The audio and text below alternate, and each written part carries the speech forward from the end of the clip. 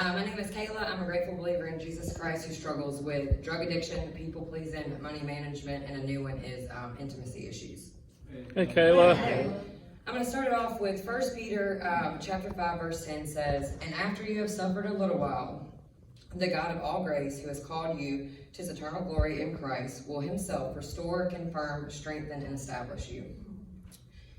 I was born August 17th, 1991 in Griffin, Georgia. I had a brother who was 13 months older than me and is my best friend still today. I grew up with both parents in the home. However, my father called himself a grade A alcoholic. My mother raised my brother and I to the best she knew how, with the toxicity that came along with living with a drunk. As a young child, I saw things no person, let alone a child, should ever have to witness. We would come home at times with porn playing on the TV with our dad passed out drunk, yet I still loved him very deeply. There were people in my life that by definition should have been a safe haven that spoiled my youth. That was the first of many secrets I kept buried within my heart that will forever be etched in my brain. Also, it was where the seed of deceit was planted in my heart. Growing up, our father showed his love for us by gifting us with monetary things of our choosing. My brother and I had everything we wanted as kids. We played any sport and definitely took after my dad's family's genes by excelling and being winners. The flip side of that was no matter our victories, there was always room for improvement, which taught me that love was very performance-based. My mother's side of the family was very different in the way they were raised and how they showed us love. My mother was raised in a church with her dad being a Pentecostal preacher. She was the youngest of 7 kids, with her oldest sister, who we called Sissy, took on many roles in my life as my aunt, grandmother, and another mother. Sissy spoiled my brother and I, and that is something that I'm still trying to break mentally within myself. Going on into the next part of my life, in 1 Corinthians 15:33 says, "Bad company corrupts good character." Skipping ahead to my teenage years, I didn't realize or plan on my life going into full-blown addiction. I had always seen my dad and his family drinking and partying. It always excited me. I started dating my first real boyfriend when I was 15 and he was 19. Now looking back, I realized that was pedophilia. He had lived and experimented with some drugs and alcohol. I wanted to feel the way he and all his friends did. It started out just drinking, then I incorporated smoking pot to my daily lifestyle all before my 16th birthday. My mother had always said I lost my mind at 15 and despised my boyfriend for that. I'm sure if someone were to ask her, she would still stick by that statement. By that point, I had learned to play both of my parents against each other, and eventually Mom would get tired of fighting and I would end up getting to do whatever I wanted. From 15 to 20 years of age, I continued to date the same boy, finishing high school with extra credits and always kept a job. I remember thinking back that I thought I truly knew what it was to be an adult. I had no clue what I was stepping into. Then suddenly my life took a dramatic change when my then boyfriend left me for another 15-year-old. I was 20 and he was 24. He did this without any explanation and I was crushed. I had become so codependent on him without even realizing what that word meant. I vowed at that moment to never let my heart hurt again like that. About 6 months later, I was in college to become an orthopedic tech, and I had lived on my own for the past year. I started dating my daughter's father, who I'd known since I was a 7-year-old little girl. My lease was up and I decided to move back home with my mother. At that time, I would play house with Gracie's dad. We would work and I was in school and drink any chance we got. We were only 3 to 4 months into dating when I found out I was pregnant. To say I was devastated would be putting it mildly. At that moment, the first thing that flashed into my head was abortion, but I knew my family nor his would agree to that. He was so excited, and I remember my heart filling up with hate for him that took a very long time to go away. I quit my job shortly after and dropped out of college, and we moved in with his sister. I remember thinking we were just babies having a baby, and I was so scared. I deleted all my social media accounts and just wanted to hide in shame. I had always thought that I would do something great, but instead I was what someone called barefoot and pregnant. The whole pregnancy was physically very easy. Mentally, I was a mess. We had scheduled for a C-section on March 28, 2013. After my C-section, I had a ton of complications and spent a good part of 6 months in the hospital. I never got the quality bonding time with my daughter. Along with the complications, I had a doctor that was severely overprescribing medications, anything from the strongest pain pills to anxiety and depression meds. She actually lost her license to practice from having so many formal cases against her for this very thing. At that point, Gracie was almost 8 months old and I had a full-blown pain pill addiction. When that was suddenly ripped away from me, I went into sheer panic mode. I had no idea what withdrawals from drugs meant. That was the sickest I'd ever felt. The bone pain that comes along with opiate addiction, I wouldn't wish on my worst enemy. In that moment is when I surrendered to the beast I had awoken within myself. I started lying to everyone I cared about, started writing checks from my family's accounts, even broke into houses and would steal guns and anything else I thought my drug dealers would want. No matter what, my dad would always be there to bail me out of jail or pay off my debt I had just to run my bill back up at times well past $1,000. My father and I had become best friends in a very sick way. We were each other's biggest enablers. Then on November 11, 2013, my father, Jason Thomas Woods, died suddenly of complications of cirrhosis of the liver. My best friend in the whole entire world was gone, and I didn't even get to say goodbye. 2 days prior, we had been in a fight about me wanting money, which I would show out until he would cave and give it to me.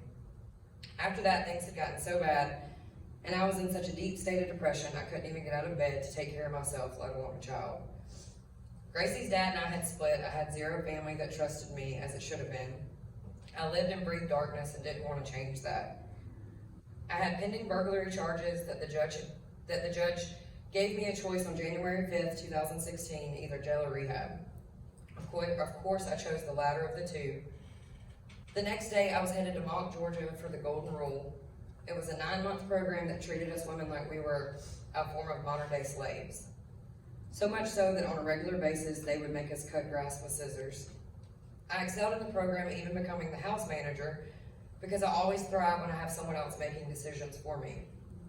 I left after 6 months thinking that I was better and didn't even have a problem, still not knowing one single thing about what it takes to be an adult. It wasn't 2 months after coming home I relapsed on Adderall. Soon I had got mixed up with the wrong people one time and was introduced to meth. Always said that whenever I think I've hit rock bottom, mine always has a trap door to go lower. Within 6 months, I had left home without my family ever knowing where or who I was with. If people asked me at that point if I had a kid or kids, I would say no. I wanted so much to continue getting high and push out any love that I had left for myself and my family. Thankfully, I had a brother and a few others that refused to accept that as my life. They saw a tiny flame within me that took me years to see. My life consisted of being an IV meth user, along with any other drug that I could melt down. I accepted all the things that came with it, as in prostitution, stealing, living on the streets. I didn't care as long as I was high. I was running from probation when it finally caught up with me. I was arrested for being asleep at a laundromat. I spent 30 days in jail the last time. Again, the judge had mercy on me and allowed my family to send me to a private rehab facility in Waycross, Georgia called Bethesda Recovery. It was a faith-based program and I hated it so much. Kathy Sweat, who owned the place, told me from our first meeting that I mirrored her from many years ago. I got upset at that statement at first because she was a pastor, recovery coach, and mother to thousands of women that had come through her door. The reason for getting upset is because I had so much self-hate for myself, I took it as an insult. However, on September 21st, 2017, I finally had my burning bush experience with God. I was at a women's conference in Jacksonville, Florida. In that moment, I had a radical heart change. God turned my heart of stone to mushy love, love for myself and others. The biggest love was the one Jesus did for my daughter. Sorry, I always cry at this part. Did for my daughter that was so overwhelming that I still can't breathe at times thinking about it.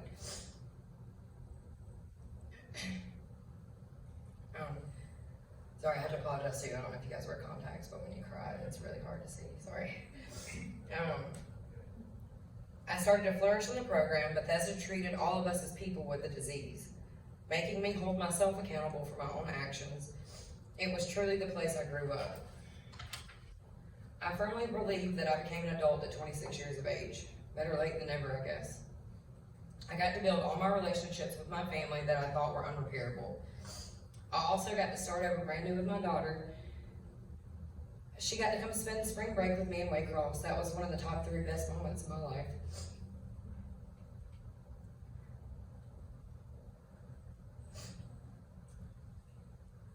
Sorry. God opened her heart and mind to our relationship was so pure in my eyes, just as it should have always been. I still had a lot of doubt about what my life would look like after coming home. I knew I would either succeed or fail. My brother took another chance on me by giving me a job at the company he and his wife own. I'm sure glad he did, because 3 years later I'm still working there in his office. Also, part of my returning home plan was I needed and wanted to join a church as quickly as possible. As soon as I started attending Griffin Center Point Church, I felt at home. Shortly after, I started building my credit, got my first nice vehicle with the help of my brother. I created a great relationship with probation, which I never thought was possible. I was so incredibly nervous about how to make friends or even what that would look like. Looking back, I can see the love and protection Jesus had over my life. I have an amazing group of friends that is so genuine and healthy. In Jeremiah 29:11, it states, "For I know the plans I have for you, says the Lord, the plans for good and not for disaster, to give you future and hope." Everything was going great, yet I still felt unfulfilled. Even though I was sober, I felt like I should have been doing more. In Psalms 32, verse 8 says, I will instruct you and teach you in a way that you should go. I will counsel you with my loving eye. Even if I felt I didn't have any other issues. So one Sunday at church, I saw a bulletin where it was in the talks to have an info meeting about Celebrate Recovery. Something just clicked in my head, and I knew I wanted to be a part of it. Since starting our Celebrate Recovery at Griffin Center Point Church, I've discovered a slew of other issues that just the drugs have been masking. Things like perfectionism, people pleasing, money management, and so scared of letting someone love me the way God intended it to be. Celebrate Recovery has opened my eyes and heart to what walking out my recovery looks like. CR has also shown me that just because I go to church and love Jesus, that isn't my end-all be-all for total healing. God has opened a door for me to correct my missteps, and it's okay if I fall as long as I'm falling forwards and not backwards. Doing our first step study as a leadership team brought all those things to light. It also allowed me to develop friendships and trust with other people with different struggles, but the exact same, if that makes sense. Currently, I serve as an open share leader, and my personal favorite is the Newcomers 101, where I introduce people to a Bible-based recovery program. Teaching newcomers allows me to stay in touch with reality and humble by sharing my 3-minute testimony. It still amazes me every time I do it just how far God has brought me from the darkness. There's a leadership team for every Celebrate Recovery, and at Griffin Center Point Church, I serve as the assimilation coach.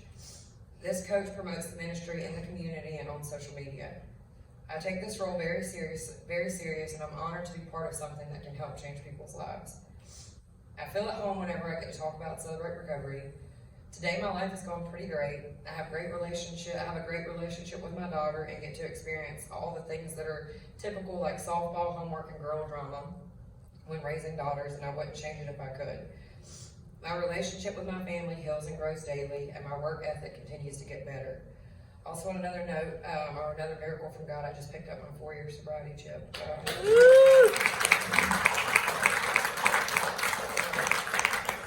And Isaiah 43:19 says, "See, I'm doing a new thing. Now it springs up. Do you not perceive it? I am making a way in the wilderness and the streams in the wasteland." I look forward to being able to continue to add to my testimony and see where God takes me in this life. Thank you for letting me share.